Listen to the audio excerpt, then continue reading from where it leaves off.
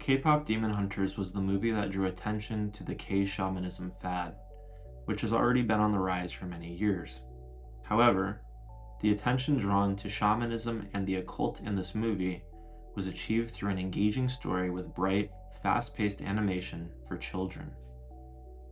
In the movie, the story begins with a K-pop girl group called HUNTR, whose members descend from the families of ancient Korean shamans.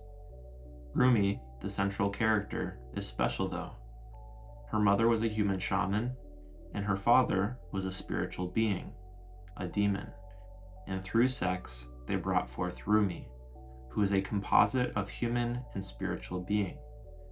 Comparing the story with Genesis 6, from a Christian perspective, one could venture to say that Rumi is almost an equivalent of the Nephilim, a hybrid being connected to both the spiritual and physical worlds, making her perfect material for a shaman.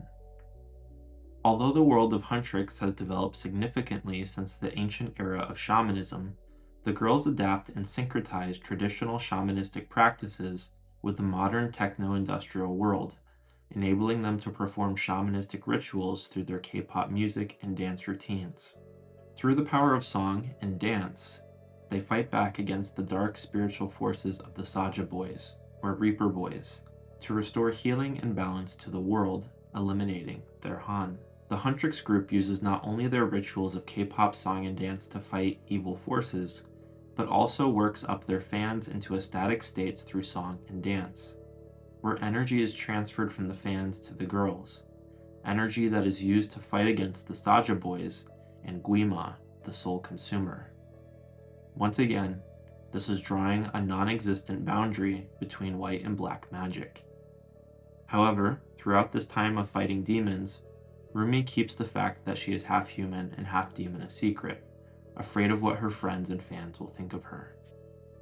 Through these K-pop performances, the fans enter trances, mesmerized by the music and dance, open to suggestions from their favorite idols, and, in so doing, Rumi uses the energy transfer to open a Hanmoon, a soul gate in the movie, that connects the physical world to the spiritual world.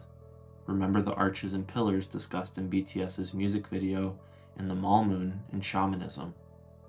Pair this with the audience singing and dancing along, while the HUNTR enter the spirit realm as shamanistic intermediaries for their fans, fighting off evil forces, while the entire audience unknowingly enters into the shamanistic group ritual known as Gut, sending fans and idols into ecstatic experiences of joy and spiritual ecstasy.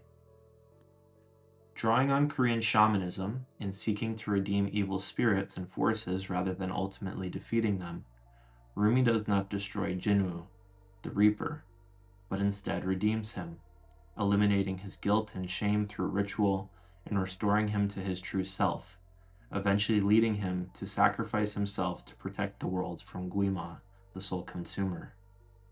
She can do this because, as the intermediary shaman between the physical and spiritual, and as a half-demon herself, she can sympathize with Jinwoo and release him from his shame, from the Han that holds him back from eternal peace that is being used and manipulated by Guima to keep him trapped as a demon.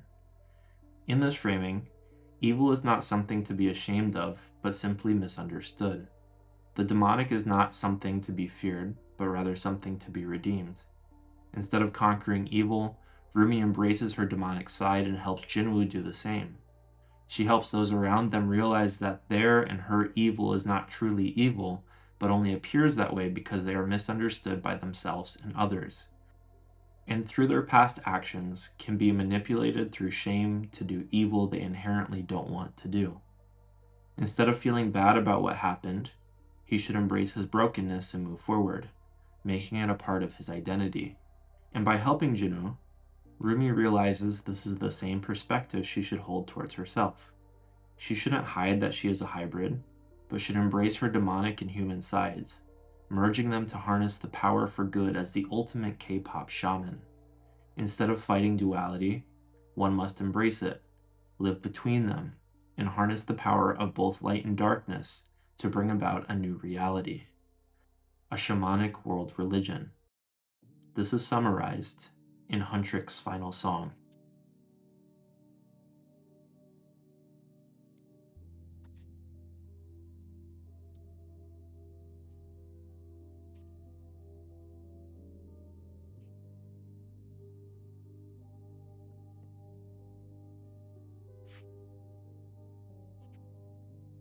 Through this animated movie, concepts that used to be relegated to religious discussion and spiritual theology have been made into popular culture and are intriguing the attention of the entire world.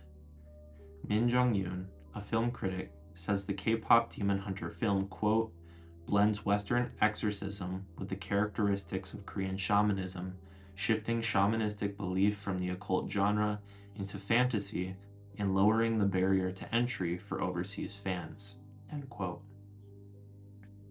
As DK Kim states, quote, visually K-pop Demon Hunters fuses ink wash brushwork with neon futurism.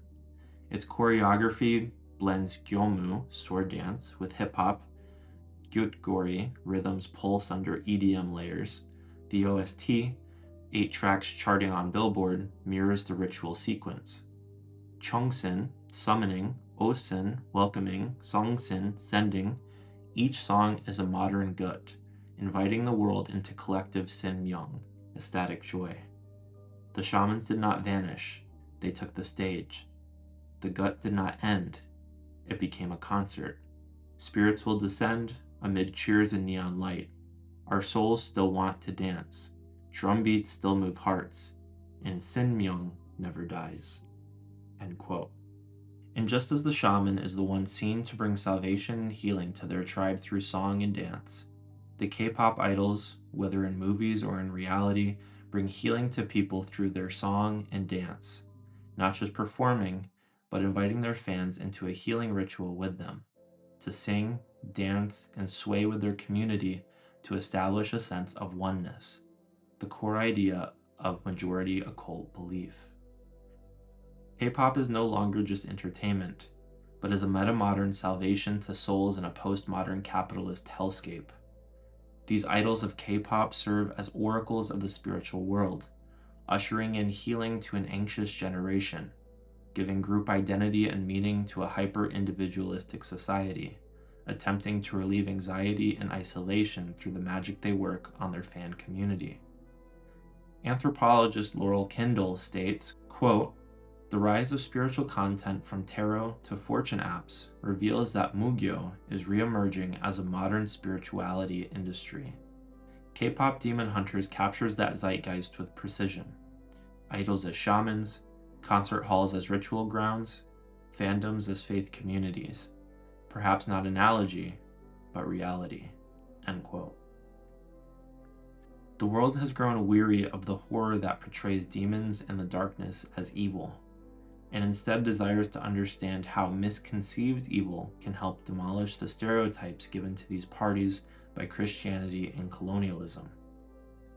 What we will begin to realize is that within shamanism and a lot of New Age occultism, evil is no longer seen as evil, but as misunderstanding, and that there should be no shame for the perceived evil, but instead should have the pride to embrace the so-called darkness as enlightenment and liberation from the duality of this world. In the same way that Rumi and Jinwoo embraced their darkness to be made whole and led to redemption, to be balanced, so should the rest of the world, no matter what type of misunderstanding this may bring to the systems and hierarchies of society. When comparing this philosophy shown in Korean media to Luciferian teaching, similarities can be seen in which the occult and shamanism call individuals to embrace their darkness, make peace with it, and allow it to help them conquer the duality of their nature, empowering them. Through breaking duality, oneness is achieved.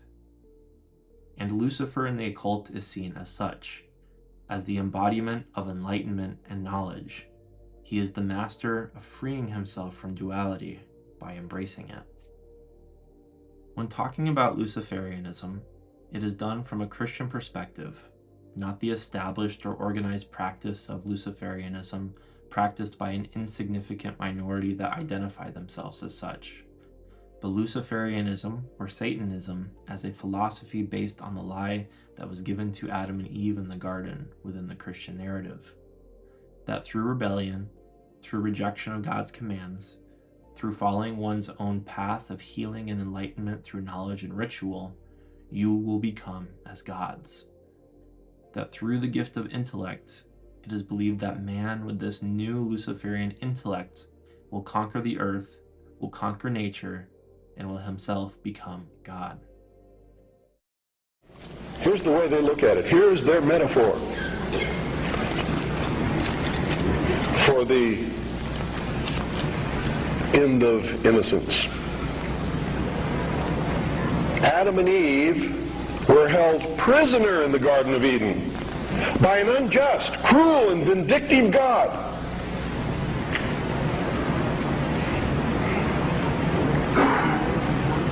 Until Lucifer, through his agent Satan, set man free from this garden by giving him the gift of intellect.